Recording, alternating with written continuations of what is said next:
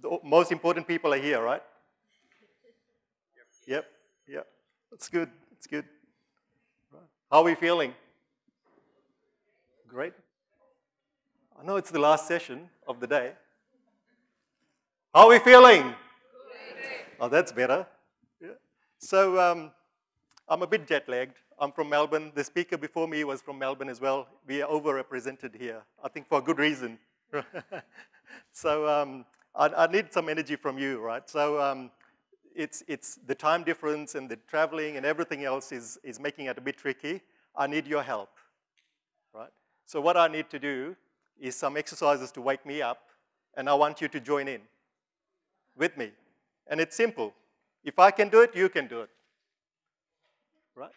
Can I get everyone to stand up, please? It's an agile session after all. Right? Yeah. I know it's the last session, and it will wake us all up, right? So I'll count to 4 in a sequence, like 1, 2, 3, 4, 1, 2, 3, 4. And every time you hear 1 and 2, you just go like this. 1, 2, 3, 4. 1, 2, 3, 4. 1, 2, 3, 4. 3, 4. 1, 2, 3, 4. It's too easy, isn't it? Now we will make it a bit complicated. On a 3, along with 1, 2, you just go clap. So 1, 2, 3, 4 is a rest for you, right? 1, 2, 3, 4. 1, 2, 3, 4. 1, 2, 3, 4. It's a good rhythm.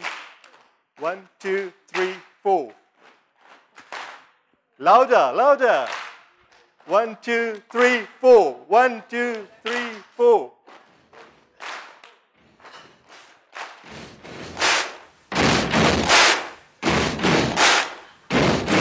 Carry on, carry on. Buddy, you're a boy, make a big noise, playing in the street, gonna be a big man someday. You got mud on your face, you big disgrace, kicking your can all over the place, singing, we will rock you. We will rock you. Buddy, you're a young man. Very good. I'm awake, are you? Yes, very good. Thank you. Sit down now. Right. Now that I'm awake, more importantly, let's start with the proceedings. So what's the first thing you do when you run an Agile project or any workshop? What's the first thing that's really important? If there are people who've just turned up, lots of people, they've all got different views on things, you've got to have a shared understanding of what is to be achieved.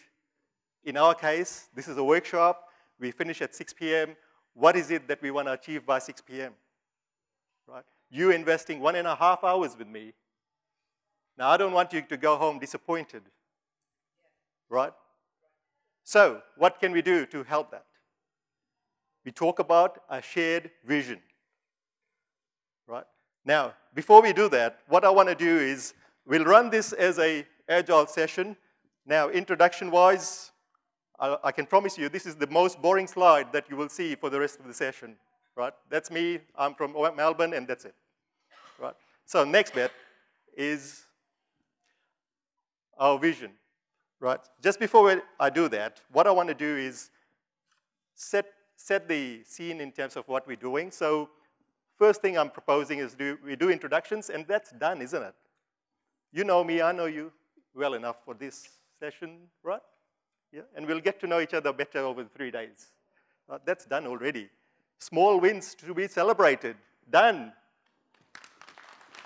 Very good, very good.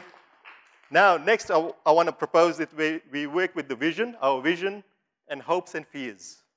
We all come into this session with lots of hope and lots of fears around, oh, it's going to be boring, it's going to be a slide fest, all that, right? And I'll go to sleep. Right? That's my fear. I don't know about yours. We'll talk about that soon, right?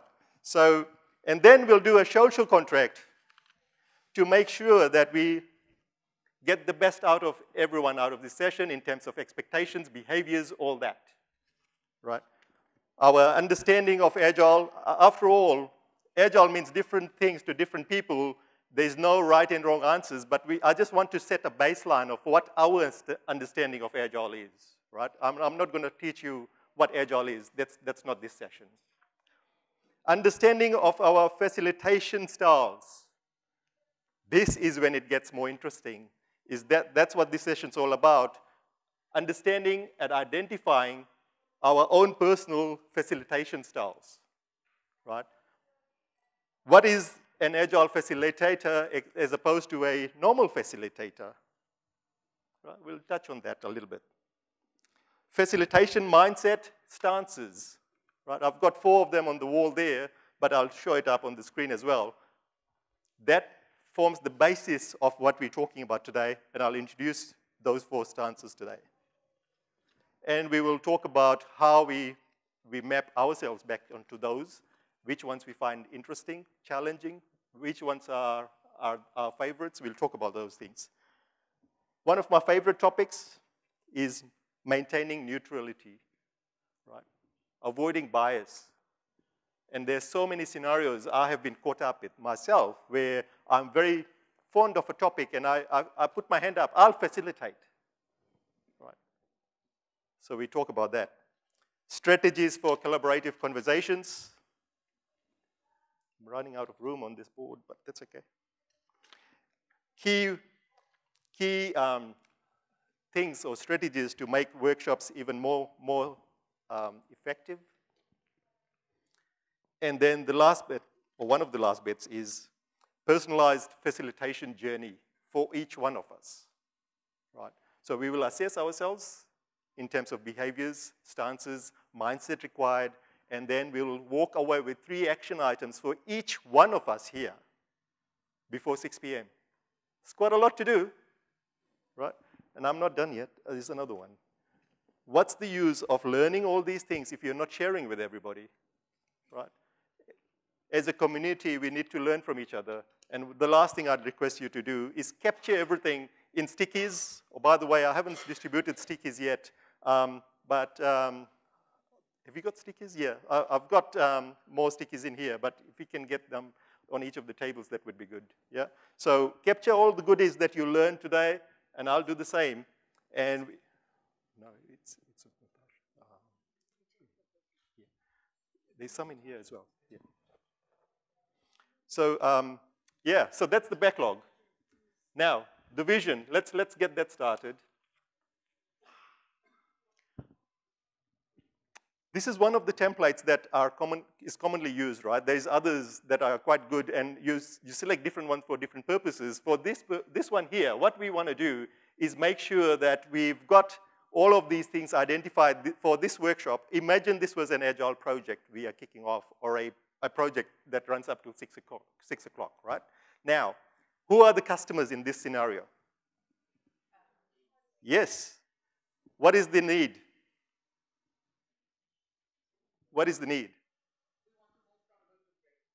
In terms of facilitation, you want to have more collaborative facilitation, right? What's the product? What's the product in this case? The product in this case is this session, right? The actual workshop, which will be an interactive, highly interactive workshop. And then what are the benefits, right? The benefits will be, it will allow attendees to develop a personalized facilitation growth plan to help optimize the effectiveness of their workshops, right? And what's the differentiator? Unlike reading a book or attending other courses on facilitation, this will be run like an Agile project, and we will evolve as needed. What I mean by that is you can see there's a long list of things in our wish list. I can promise you that we will not get through the entire list. We will have to select the ones that are most important to us, that add most value to us, right? And we will pivot as required during the workshop as a group. How does that sound? Not good, right? But we are Agile. Right? Sorry? Prioritize the backlog, right? Yeah, so that's also important. Yeah, anyway, so are we happy with the vision? We've got a shared vision. Yeah, moving on. Very good. The next bit, hopes and fears, right? Each one of us have come in with some hopes and fears. Now, what I want you to do is write a hope or a fear on one of these stickies. Try and not use red and green for one reason that I'll reveal later. But if you can write on one sticky a hope and a fear of this session, what do you think might happen in this session that you don't like or you don't want to happen? That's a fear. What are you hoping for? And that's a hope. Yeah. So if you haven't got a red and a pink one on your table, please ask for one. Yeah.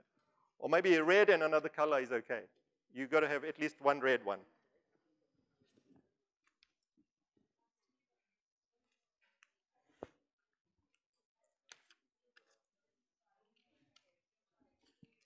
You got a red one here? Yeah. You got a red one here? Okay. One per person. Yeah. Yes, please. Yeah. Okay. Now, can I please get some help with red ones? Yeah. Does anyone not have a red one?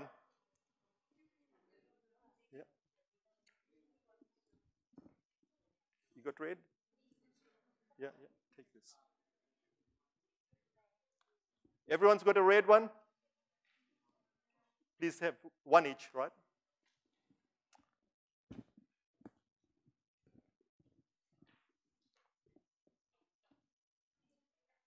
Okay. Now, this is to get a baseline of our understanding of Agile.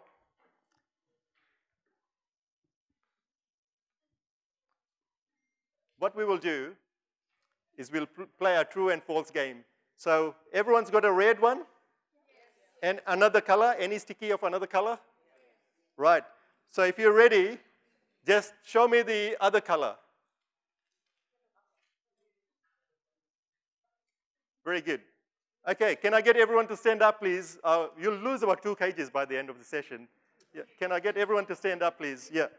Okay. Now, rapid fire questions will show up on this thing. What I need you to do for everyone, as soon as you see this statement, it may be true, it may be false. Go with your gut feel or your first instinct. If it's false, show me the red one. If it's true, show me the other color, right? And if it's true, you also sit down. If you're showing me this other color, you also sit down at the same time and then don't stand up.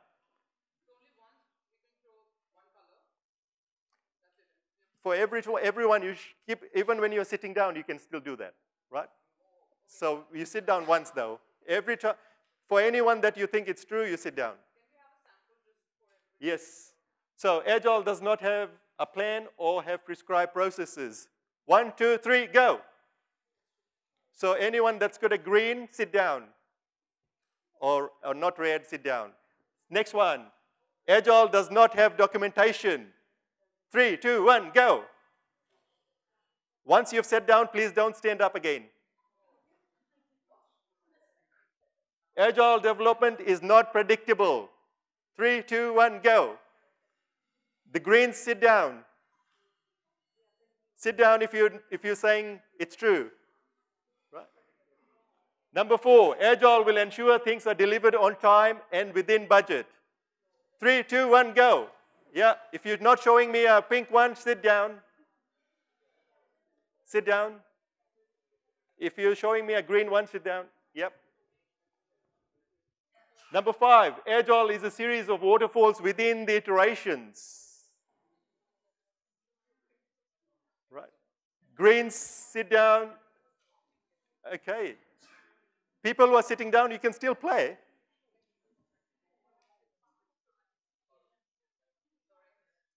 Thank you. Agile doesn't need upfront design. False? Okay. Yeah. Agile is always going to cost less than traditional methods. False.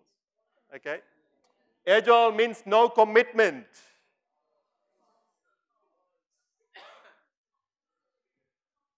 Agile is always an iterative and incremental process. True? Yeah. All the greens, sit down, please. Who thinks it's false? Okay. You think it's false? No? Okay. You still standing? Yeah. Next one. One can learn Agile from a book. False. Okay. Next one. Agile projects don't provide budget estimates.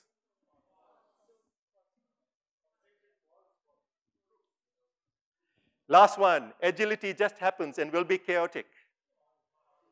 True? Yep. Now, I don't see anyone standing. Right? And guess what? All of these were Agile myths. All of them were false. Right? Now, if you want to argue or discuss any of the ones that you sat down on, and you think it's not true or it's put it on the parking lot and we can talk about that, right? So this is not about that session. I just wanted to set a baseline of our understanding of Agile. Now that we've got a good understanding of where we are with Agile, can I move this to done? Very good. Small win. Thank you. Understanding our facilitation styles. Now it gets more interesting. Now we get into the topic of the day. Right? Now, what I'd like you to do, use a sticky or any paper to draw this table with 4 rows, 1, 2, 3, 4, and 3 columns. And this will be of most beneficial to you. If you draw it and keep it as a record, this will be a thing that will be very useful for you. And can I get a volunteer, please, who is able to play along with this assessment? There's going to be four questions here, and they'll play along, but everyone else will be as well. But they will be up here with me doing this for the rest of the crew, demonstrating how it's done. Come on down. Yeah. Big round of applause. Yeah. Okay, so we'll draw the table here for you. There's only one paper? You can do that. Yeah. Oh, we've got more paper here.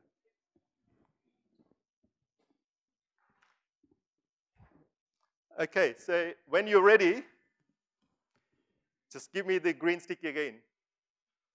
Green sticky, when you're ready. Some people are still drawing. Okay, so we'll give it 30 more seconds.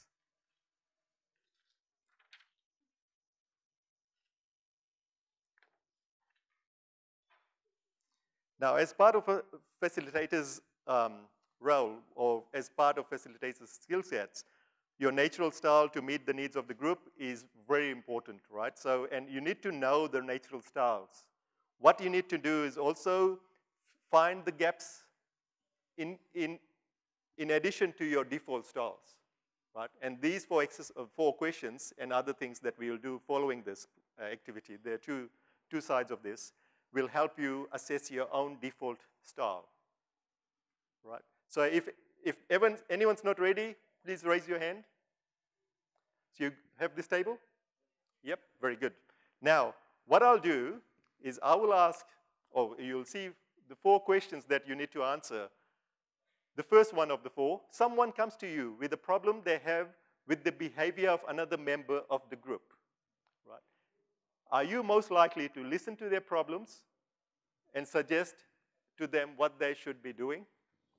Or B, spend time with the person to discover the reason for the problem and then work with them to help them work out a solution? Or C, ask the person what help they need from you. What's your default style? There are no right and wrong answers, by the way. Just, this is for your own benefit. Just write 1 in the results section where you've got it. Yeah, just go whatever you think your default behavior is, right? You've got B, yeah. It shouldn't be that difficult. Everyone's got an answer? Yes? Okay, moving on. The second one, you are facilitating a group, the meeting has been running for some time, and you notice that people are looking tired. Are you most likely to say, A, everyone's looking tired, let's stop here for a 10-minute break? B, how are people feeling right now? C, I get the impression that everyone's feeling tired right now. What do the group want to do about it? Right? So what's your default behavior? You would know your default behavior. Just put in your number. Everyone ready? Yes? Okay. Number 3, a group you are facilitating is trying to reach agreement on an important issue. 2 of the 6 members have a different viewpoint to the rest, or from the rest, right? Are you most likely to say the group seems to be unable to agree on unanimously on a solution? What do you think we should do? Or B, we have a majority agreement on this issue, let's go with that. Or C, the group seems to be totally undecided. What would you like me to do to help you reach a decision? So which one would you rather be, or what's your behavior in this scenario? Right? Okay, moving on. Don't tell me, write it down. Right. Okay, and you've got a C as well. Very good. Yep. You have been asked to facilitate a group while their usual facilitator is on holiday.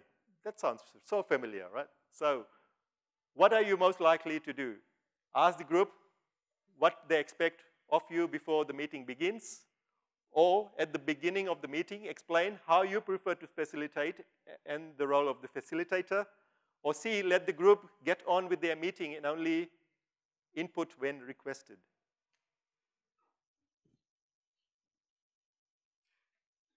Right. You've got 4 alphabets now. Everyone, yep?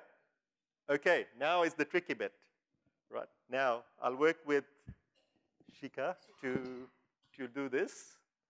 So because for A, you've got a B, in your other column in the style, so B is a C, mapped to C, right? So this is what you look at, your answers, each one of you. Can you map it to the alphabet that's next to your answer for number 1? Right? And do the same for number 2. So in Shika's case, it's a C, 2, and number 3 is a C for you. Yeah, A mapped to S. Right? Now you've got your 4 styles for each of those style columns, right? Everyone's ready?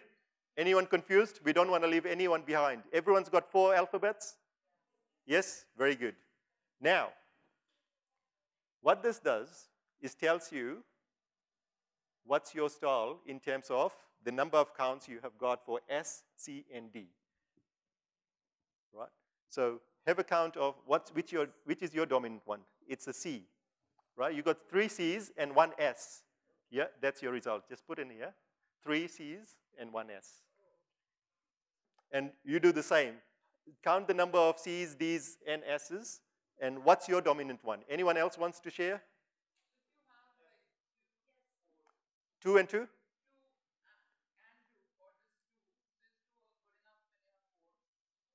That's okay. So you got borderline, right? So that's okay. So what's happening? Another one that someone raised? Yeah.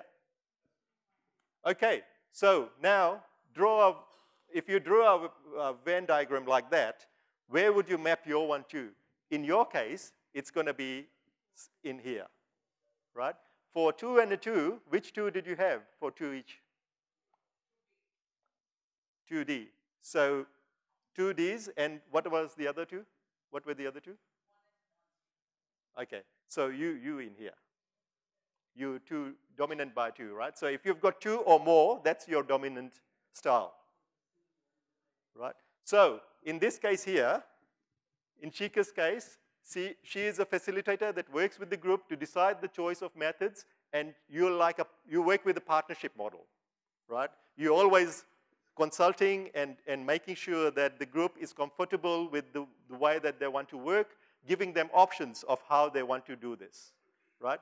With your style in there, where you have got a direct, two for direct, two more, you are more like a trainer. You will be directing the team. This is what you do. This is what we're doing. And then we're doing this, right? And we can see that behavior already, right? I'm not having a go at you. I'm just saying that has demonstrated that you are directive. You agree with that? More directive than other things. Possibly, yeah. I was surprised when I got my first result, right, when I did this, right? I was more of a suggestive one, right, which is the list of the, I'm empowering everybody to do whatever they like, right? That's the suggestive one. Now, there are pros and cons for each one of us, each of our styles, right? Big round of applause for Shika, right? Very good.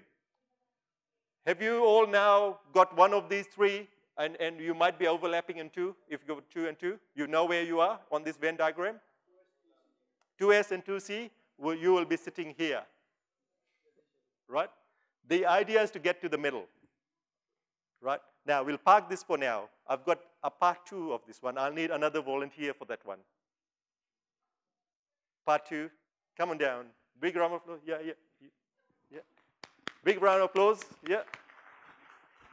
We'll need another sheet.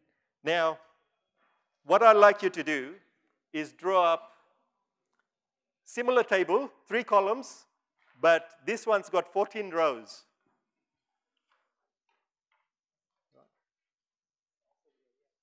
What happened to it's become a bit romantic here. Yeah. So we've got 14 rows, 3 columns, same thing. Right. Okay, now this one, I won't read each one. Can everyone see from the back? No? Okay, I'll then read it out for you.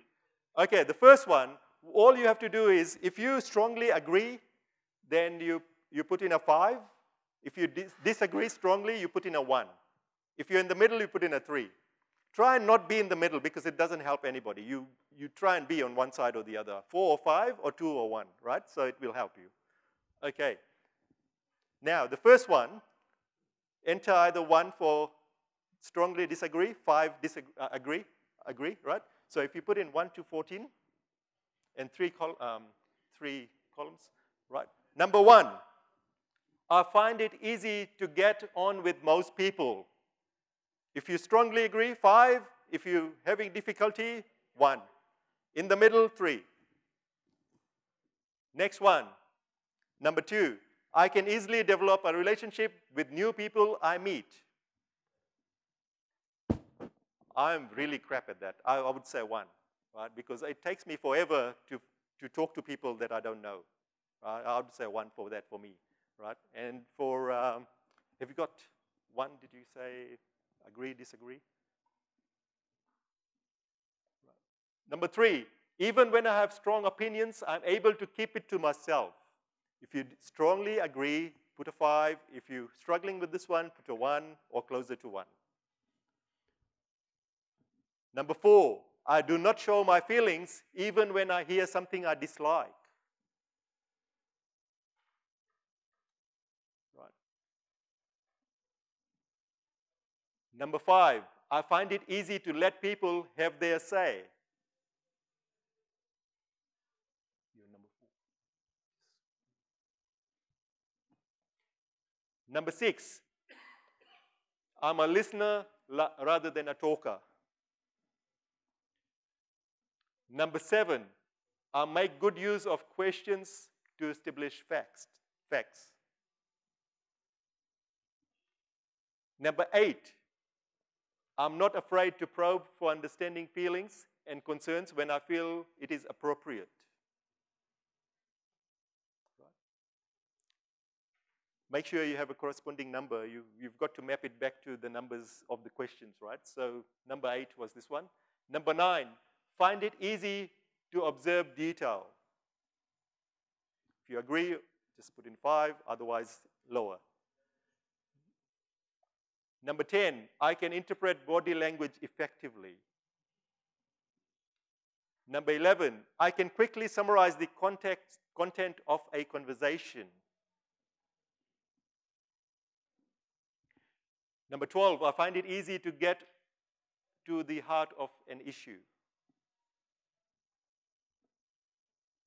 Number 13, I'm not afraid of conflict.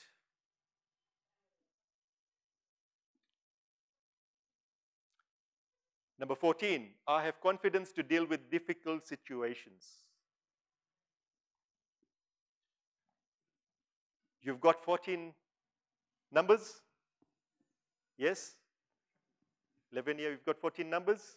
Very good. Anyone not with us so far? Because I don't want you to be left behind. I'll make sure that we've all got 14 numbers. Otherwise, this exercise is going to be useless for you. Very good. Moving along. Now, these are the 7 competencies for facilitation skills. Right? Now, to get a score for each one of them, pair up your numbers, 1 and 2, add them up, and that's your score for empathy.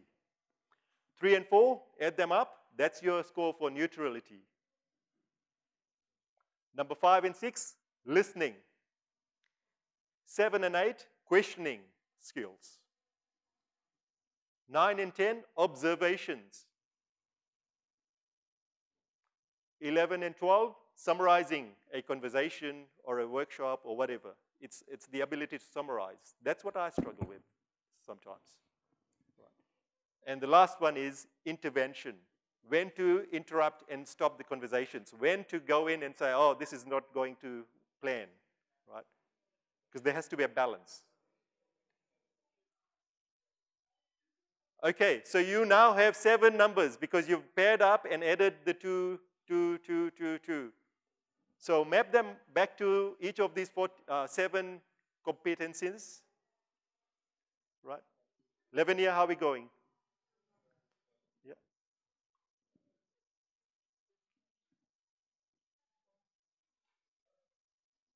Okay. So where's your empathy? Yeah. Right. So here's an example. By the way, big round of applause for Lavinia for trying this in front of everybody, right? Now you're sharing this with everybody, right? And we applaud you for that. That's great. Now, for empathy, you've got, you can stay here. I feel alone when I'm here on my own. Yeah. For empathy, you've got a 9.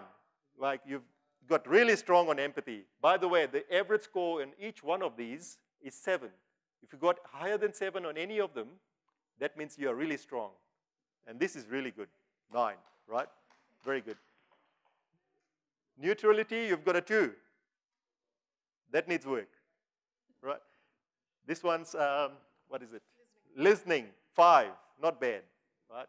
Questioning, you've got a 9 again, which is really strong. Observation, 9. Summarizing, you've got a 6. And then the last one, intervention, you've got a 7, average, right? So your strongest skills on facilitation side is you're empathetic, you're good at observations and questioning, right? Really strong. And your ones that you're challenged with is being neutral, right? Listening and summarizing, right? Does it make sense? Yes. Is it true? Kind of. Have I become a fortune teller? No, not yet. Okay, let me try again, right? So how do you feel? Very good, Lavinia. Big round of applause, right? Take a photo for yourself of that one, right? So how are we feeling? You've got 7 numbers of the 7 skill sets. Which are your strongest one? Anyone wants to share? Yeah.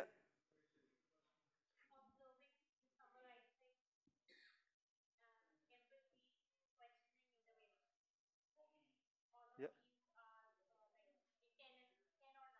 Wow, okay. And the ones that are lower than 7? Okay, very good, very good. Yeah. Intervention, yes. Yeah. Empathy. A lot of empathetic people here, right? So that's good. Yeah. Yeah. Very good. Do you agree with that assessment? Yes. Right. Anyone else from that side? Anyone wants to share one more? One more? Anyone disagreeing with what you found? Yeah, and you agree? Very good. Right. Now, that's good. Now, keep those scores. Don't lose them because we will need them before the end of the session. Right? So please keep them handy. Now, facilitation skills. This is just a summary of all the things that we need to know. Right? So, for example, good listening skills, communication skills. There's nothing new here. Neutrality and respect. We will go into neutrality quite in detail in the next section. But have you finished this section here, understanding your facilitation styles? You've got an assessment of your own style? Yeah? We put it in done? Yeah? Good. And special mention to our volunteers who came over and shared their own, I guess, scores with everybody. That's something, yeah. So, what is an Agile facilitator? What's the key difference between a normal facilitator and an Agile facilitator? Anyone? Any guesses? Yep, yep. What else? What else?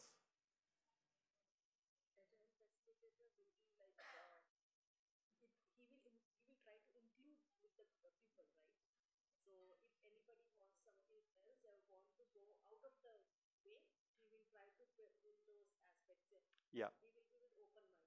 Yep. Yeah. I would argue that it doesn't matter if it's agile or normal facilitation. I think all of these things are applicable for any sort of facilitation that's done. But you've got a point, right? And that's in line with what I'm saying. I'll leave it. Maybe, yeah, if you want to summarize. Yeah.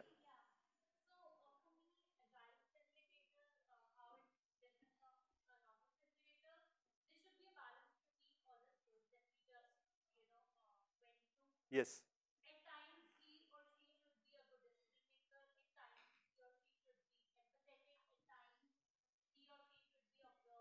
Yeah.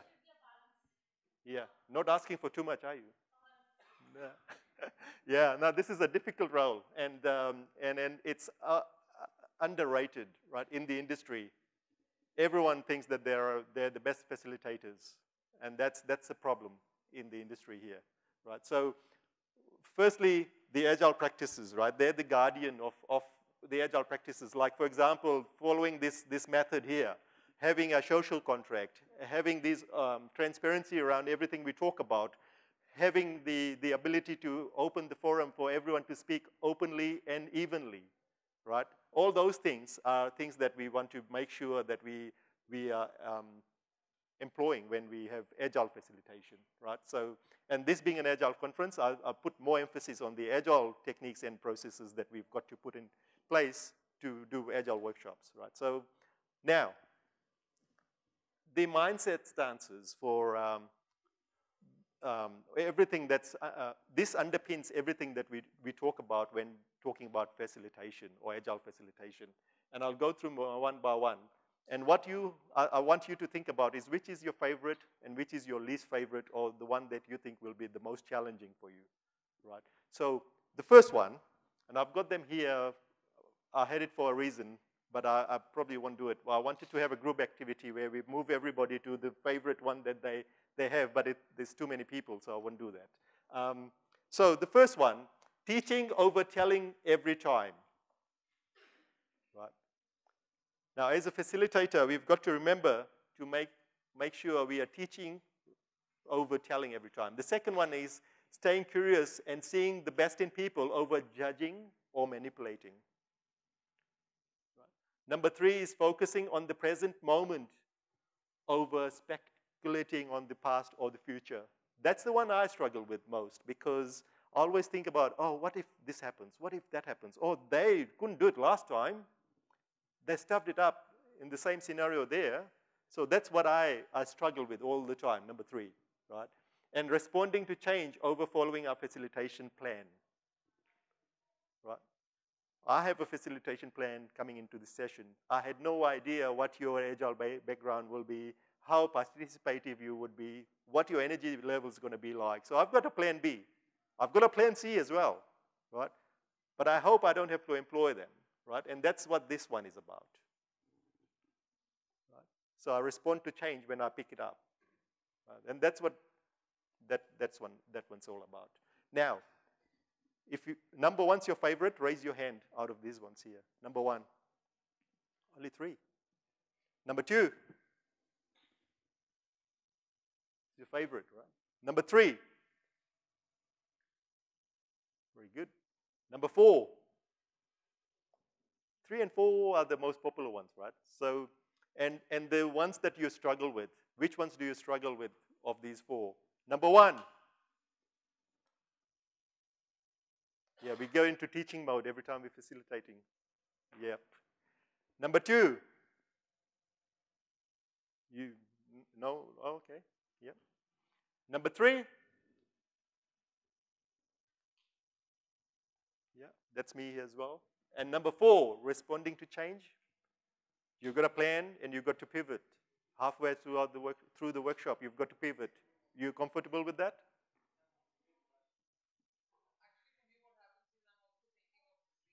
Yeah. Yeah. Yeah. Okay. Yeah. Yes. Yes. Yeah. Yeah. Very good. Very good. Okay. So have a think. Yeah.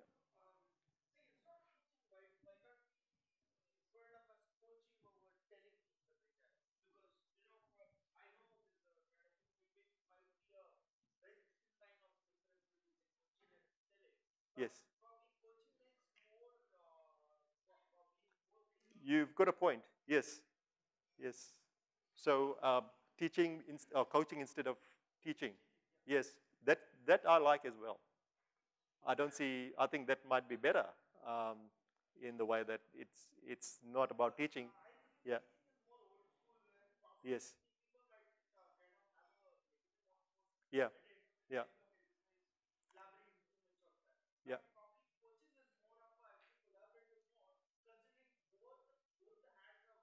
Yes. Yes. No, that's a good point. All of these nuggets, whether it's coming from here or from the tables, I'd request you to write a sticky for all the things that we are capturing and you're learning, and we'll put them up there. I haven't seen any stickies yet, right? So I'll pause here. If you haven't learned anything new by now, we should all go home. Write one sticky of anything that you've learned from the beginning to now. I'll pause for 60 seconds.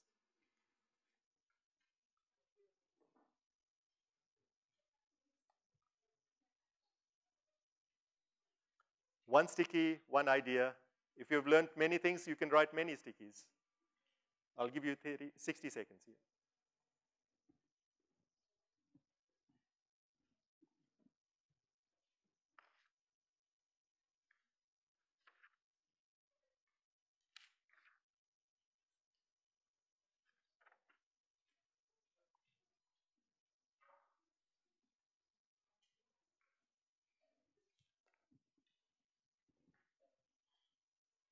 Okay, maybe one person from every table can collect it and put it all on the thing.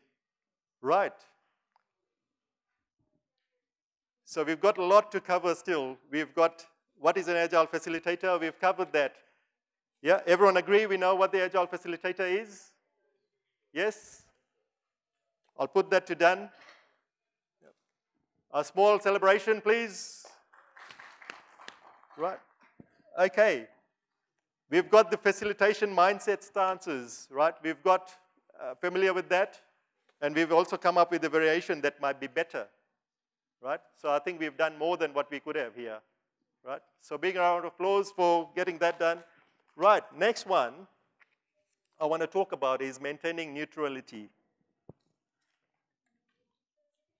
So there is 4 or 5 things still to do.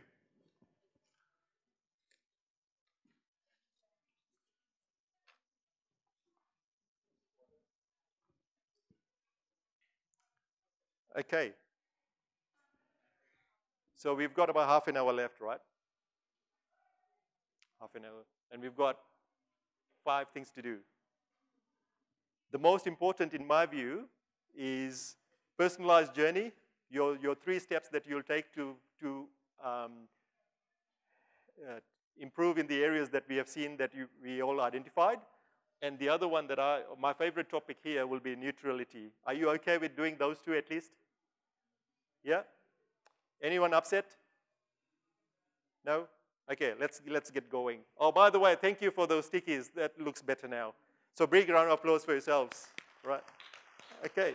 I'm sensing that the energy is quite low. I know it's 5:30. You've been here all day. Right? For people that are on that side, just say, live, live, live, love, love, love.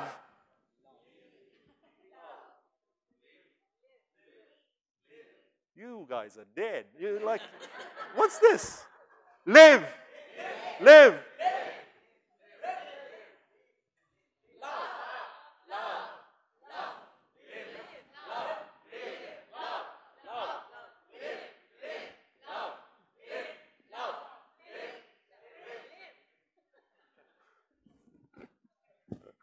Okay. I hope that helped. Neutrality. Elephant in the room, right? So now, I think this exercise is going to be fun as well. What I want you to do is look at, again, red and green stickies, right? So red is a biased behavior. Green is the non-biased or neutral behavior, right? Please take 1 red and 1 green or any other color.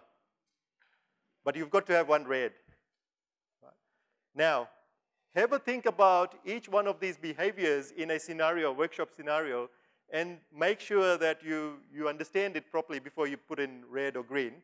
There are some that are biased behaviors. There are some that are neutral behaviors, right? So show me a red when you're ready. Everyone's got a red? If you don't have it, please, I've got some here. Yeah. Everyone? Okay. Now, this time I won't make you stand up because I know you're tired. I'm tired as well. But we'll at least make it fun, yeah? Right. Okay. So, the first one, if you think that's a biased behavior, I am valuable because of my superior capability, experience, and insight. If it's biased, red. If it's neutral, show me another color. 1, 2, 3, go. For number 1. In general. In general. I'm valuable because of my superior capability, experience, and insight. Biased or neutral? Okay, lots of reds, right? Well done. It's biased, right? And we know, right? It's like lack of trust is what it shows, right? The second one, the group will make wrong decisions if I don't add my experience. Biased. Well done. Number 3, I am active and engaged. I see a few reds. This is where the facilitators are at their best. They're engaged, they're active, right? Number 4, I need to say what I see in a factual, non-judgmental way. Biased or neutral? Neutral? Yeah. If you show my cards, you don't have to yell out. Yep. Okay, this is neutral. Now, this is the most important one of all of these ones because a good facilitator is a clear mirror. They're like a mirror to the team, saying, this is what I'm hearing, this is what I'm sensing, this is what I'm observing, and validating all the time, and making sure that the group realizes what they're doing. So they are a clear mirror back to the group. Again, with respect, right? If you've got a social contract where it says respect, then this is this is the most difficult of the things that facilitators have to do, is use tone and words when you're reflecting back behavior that is not taken as offensive or like as something that's putting people down, right? And this is especially challenging in remote environments, right? So you've got to be really careful about this one. Number 5, commenting positively on contributions made by some and not by others. Lots of reds, yeah, biased. I fall into this trap unconsciously all the time, where when I hear somebody saying something that I like or I also believe, I nod my head, yeah, as a facilitator, right? And you do that, and then you add more things to it because it's exciting for you, it's your familiar thing, right? That doesn't necessarily mean that that's the best answer. That doesn't necessarily mean that is the correct answer, right? So be careful about those ones, right? So how do you look out for that? What do you do? Handle? One-to-one. Okay. How?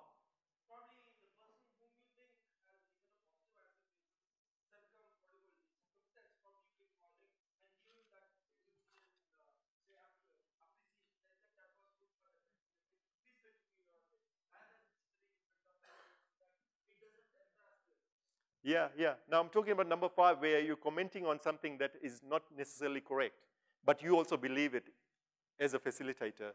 The first thing to do is, firstly, don't shut up other people that haven't contributed yet, right? Even though you believe in something, hear out the other options, right? And that also goes back to the social contract, where equal opportunity for all ideas, right? So, and there are various techniques on one-to-one and all those. If they don't open up, then go and talk to them about it, saying, why did you not open up during the sessions? That's good, yeah.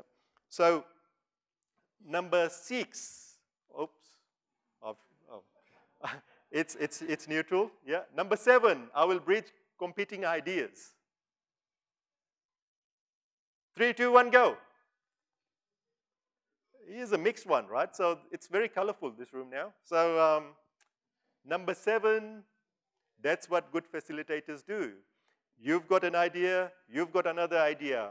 Facilitators will merge the two, connect the dots, and make it an even better idea for the group, right? By not adding more spices in it, but by getting them to talk to each other and coming to a conclusion where it's a better solution, right? So that's what a good facilitator does. Number 8,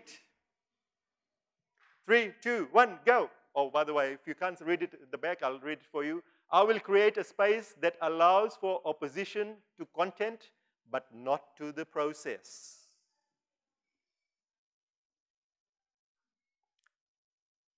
Again, it's a colorful, there's lots of mixed responses here. Why? Why? Why does it depend on the forum? This is a tricky one, right? Because firstly, it's a red, it's a biased behavior.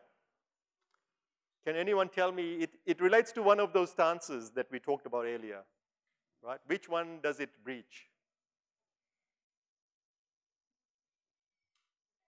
Which one of those does it breach? 2? 4th one.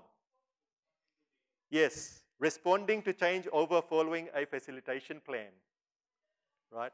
So that's one of the facilitation mindset stances where you don't have to be fixed with your way that the facilitation goes. That's what we've been talking about. You need to pivot when needed, right? And you don't have to be fixed on the solution. You have to be flexible with the solution. Make it like equal opportunity to all the options. But at the same time, if you've got a process that's not getting to where you need to get to, be prepared to pivot. There is a very good saying by Mike Tyson, the boxer, who says that everyone's got a plan, but until they get punched in the face, right?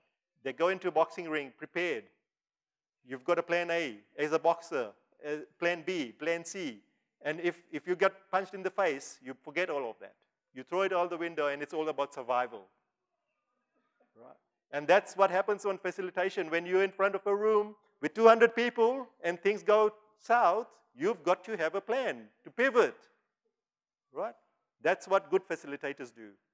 Right? Preparation is everything. But following that plan is not necessary. You've got to make those judgments at the right time. But at the same time, I've seen radical facilitators where they pivot for reasons that are not really required to pivot, right? So, and it confuses the hell out of everybody. So just keep a balance there. Number 9. 3, 2, 1, go. Mostly red. Yeah, it's biased. Now, why is this biased?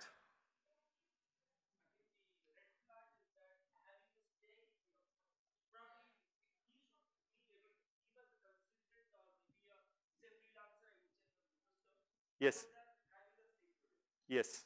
So the best thing to do is to get someone else to facilitate it, right? I always get into this scenario where I have an interest in it and I volunteer myself because I know the outcome's going to be what I want, right? But that's not necessarily the same as what we've talked about earlier, not necessarily the best outcome for the situation, right? And that's what Agile Mindset's all about. It's about allowing the best outcome from the group, the wisdom of the crowd, rather than what you want, right? So that's, as a facilitator, you've got to keep that in mind.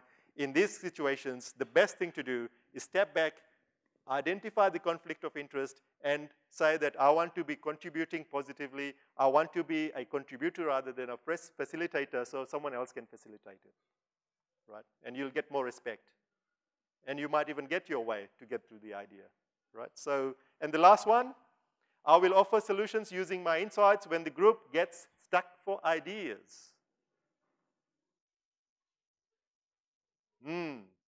Again, this is a tricky one. As a facilitator, you are sometimes expected to be the smartest person in the room. What's that? Yes, yes. So what do? Powerful questions. There's a book from Lisa Atkins, Coaching Agile Teams. And there's a nice section in there called Powerful Questions. Right? Please have a look at that if you want to know more about what kind of questions you ask to get the group moving again. So the best thing to do is, there's always a tendency to see or believe that the facilitator has got all the answers, the magic answers. They're like the God in the room, right? I would say the facilitator has to be the dumbest person in the room, right? If they're the dumbest person, they will not be contributing, and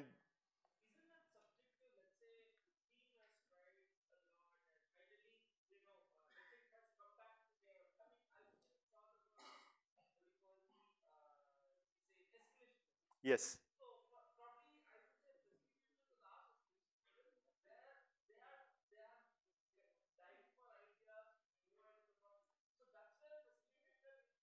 Yes. So the operative word that you said was last, right? Last, right? So exhaust all other things. And what are those other things? In the room, what do? So if you're urging to help the team, stop. And these are the 4 things that you've got to do, right? In many ways, use silence. Just go silent. And then magic happens, right? And we tried that with the stickies. Remember, I said, I'll stop now, and once you get the stickies done, we'll continue on. I gave you 60 seconds. There was nothing, I didn't say anything for 60 seconds. There was silence. Things happened. If I was continuing to talk at the time, those stickers would not have gone up there, or maybe half of them would have, right? So silence works like magic. The other thing that you do is observation. There are other people in the room that are not talking, and you've got to prompt them. Just like you were saying earlier, one-on-one conversation saying, we haven't heard your idea yet. You have been really quiet. What's concerning you? Right? What are you thinking? Those kind of things. Then levels of listening. There are 3 levels of listening, which we won't go into today, but my one-liner in here is Listen to learn, not to react. Right? Listen to learn, not to react. And then see the difference. And the last one we talked about already, powerful questions. Right? Try these 4 techniques. If it still doesn't work, then maybe jump in. Yeah. Yes.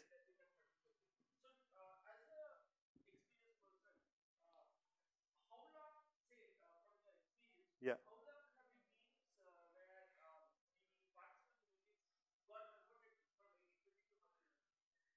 80-20 as in what? As in, yes. Yes. Yes. Excellent question. There are some techniques that you use for that.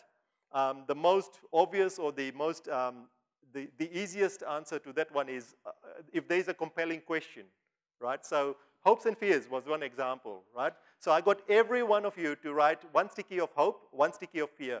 Doesn't matter you are an introvert, extrovert, doesn't matter if you're quiet, you've got 1 sticky, right? If you are just a group of 10 people, what I would have done is got everyone to read out their sticky before putting it up on the wall, right? That way you hear everyone's ideas. Right? That's just one of them, right? So there's so many of those that we can use. So good question. I think that's a good parking lot item, but yeah. Yeah. Yes. Yeah. Yeah. Yeah. No, that's cool. I'm very conscious of time, so are we all happy with neutrality? Was this a topic of interest and was it useful for you? Did we learn anything?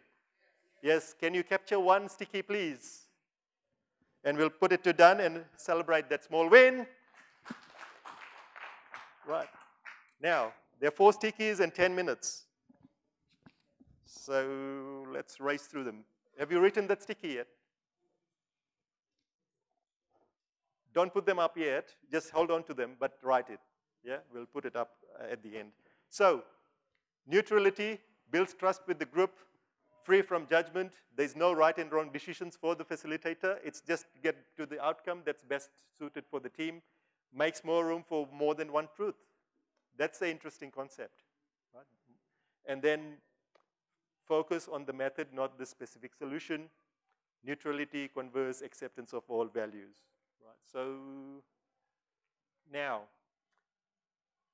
this is a photo that I wanted to just remind everybody that Agile workshops, there are so many workshops that you need good planning for, good, if you're going into a workshop. So based on what's just happened in this room from 4:30 to now, there were several things that we did to make sure that expectations were set, risks were mitigated, concerns were voiced, expectations of behavior was set, agenda was made visible, progress was made visible. BVC, big visual charts, right, are things that we use to make sure that that is radically visible to everybody, right? And this room's quite big for the charts that I have, but all these things are here for a reason. And when you go into these workshops, and most people do that already, but I just want to mention it for completeness, is as you go into a workshop, the key things that I do every time I go in is use a canvas like this, where I look at the event name, if it's iteration planning or sprint planning. We will be successful when list the 3 things, or a retrospective, list the 3 things, or 4 things, or whatever, and then our hopes and fears, and get that from the team, not just yourself. Preferably just before the meeting, as input into the meeting, so that as a facilitator, you know what their hopes are, what their expectations are, and then if your agenda or the vision is not in line with their hopes, you can fix it before the session. You can address it. You know what they're thinking coming in. And if they have got fears, you can also fix that, because they will tell you before the session.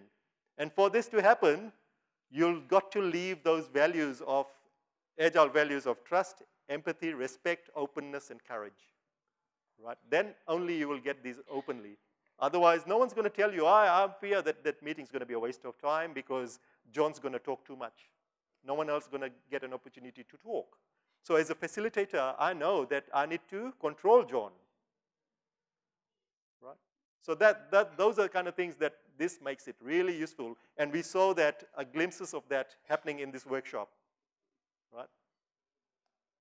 So it's a more of a challenge with the way it's set up here, but I at least tried to demonstrate how it's done.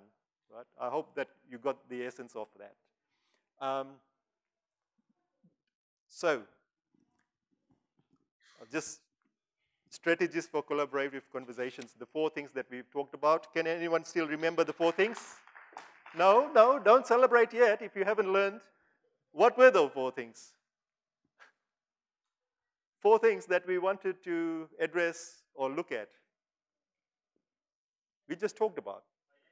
Silence, observation, listening, powerful questions. Now you can clap. Very good, right? Now, so what are the key things in a workshop that you got to consider before going into the workshop?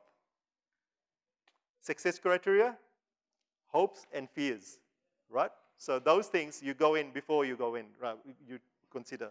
Now, the most important thing that I want to do before we end the session is a personalized journey map for each one of us to get to where we need to for being a great facilitator, right? Now, remember the scores that you had from previously? We all mapped ourselves to either being here in direct, cooperative, or overlapping somewhere. You know where you are in this circle, right? So my suggestion is draw this Venn diagram somewhere that's handy to you. Put where you are now with the scores that you had, and think of what you will do to move to the other areas that you lack scores in. So if you had 2 and 2 here, what will you do to get to here? So list that here as number 1. The second thing I want you to consider are those 4 mindsets: coaching or teaching over telling. The second one, which was around staying curious and seeing the best in people over judging and manipulating. Number 3 was focusing on the present moment rather than speculating on the future or past. And number 4 was responding to change over following a facilitation plan. Now, if the one that you said you are the weakest in or the most challenging, the one that's most challenging, what are you going to do to improve or change your behavior or do something? Put that as number 2. For getting to that state where you feel comfortable with all 4 levels, right? Think about your own ones and then 5 minutes here. And then look at what will you do to get to that, to be comfortable with all 4, right?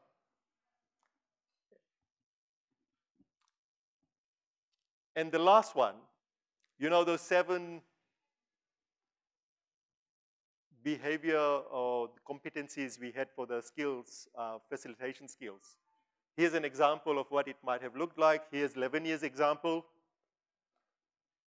What we need to do is pick up the 2 or 3 that you've scored the lowest on, and then think of what you will do to get to 7 or above in at least 1 or 2 of them, the lower ones, right? What would you do? So you should have at least 3 action points.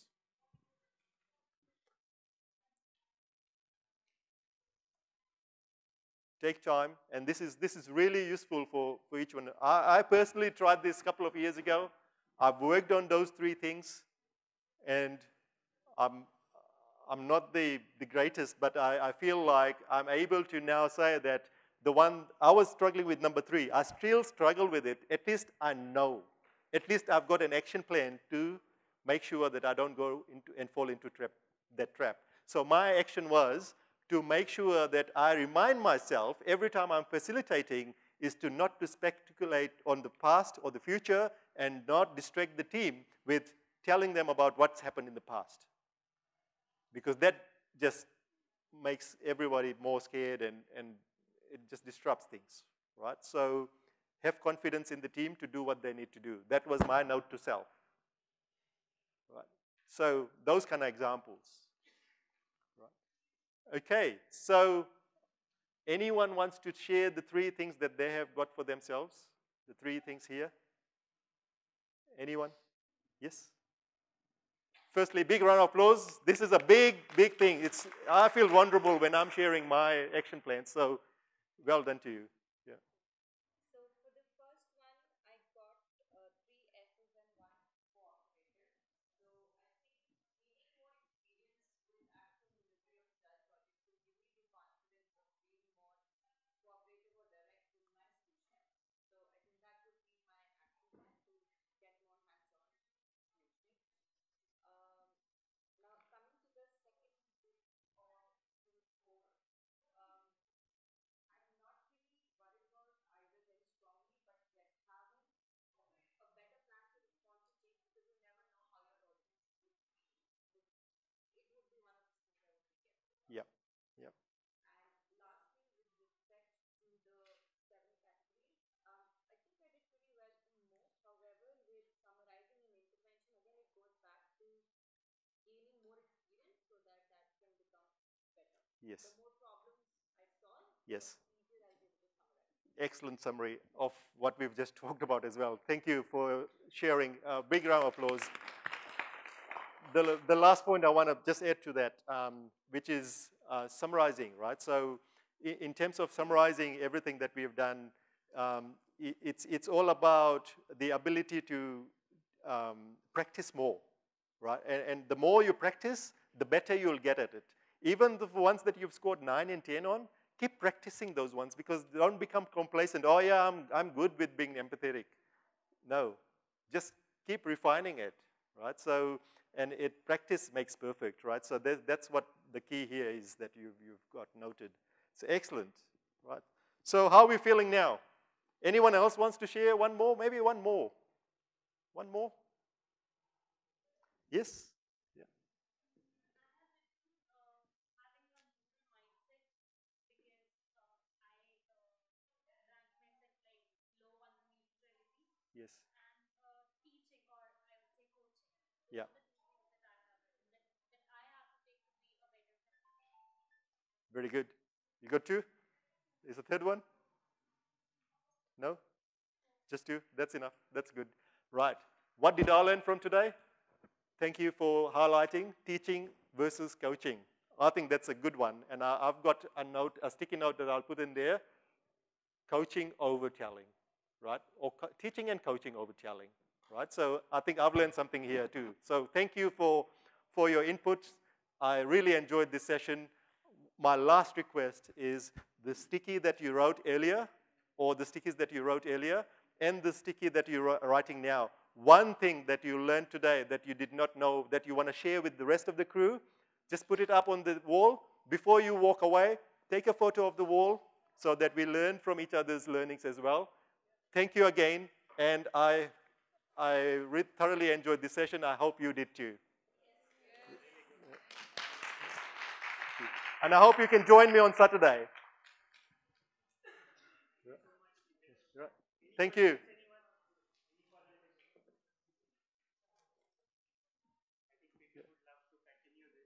Yes. Yeah.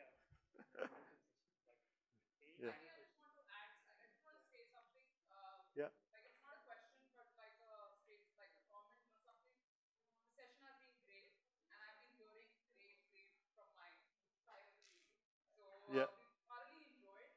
There were so many things to learn, and one of the things my hope was to know my own personal style, which was met, and one of my fear was that I hope I don't get bored, which didn't happen at all. Very good. Yeah. And there were a lot of moments like, oh, that's what is, Yes. that's me, but I think that's where I want to improve. Yeah. There's a lot of takeaways, especially even when you were, asking for the social contract greater than 50 people. I think that was a new learning. Yeah. How we could facilitate something like that rather than being directed. Yes. So Yes. thank you for everything. I think we really thoroughly enjoyed. Yeah, no, thank you. That's really good to hear. Yeah. So if you want to have even a funner session, Saturday, the last session, the graveyard session's mine. That's going to be a celebration before we go. So this is boring in comparison to what's going to happen on Saturday. So hope to see you there. Right? Yes. Thank you.